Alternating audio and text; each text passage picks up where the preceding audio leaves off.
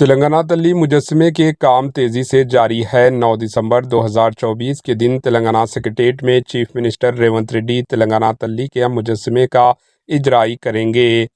Chief minister Revanth Reddy ने तेलंगाना तल्ली मुजस्समे के कामों का मुआयना करते हुए अचानक जायजा लिया।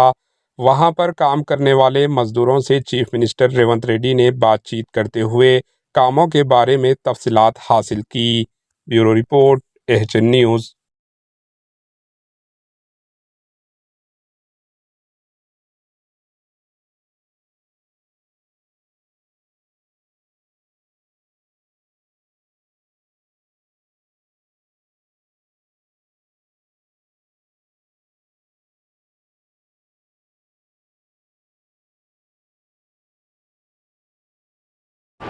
एएचएन न्यूज़ को लाइक करें, शेयर करें और सब्सक्राइब करना ना भूलें।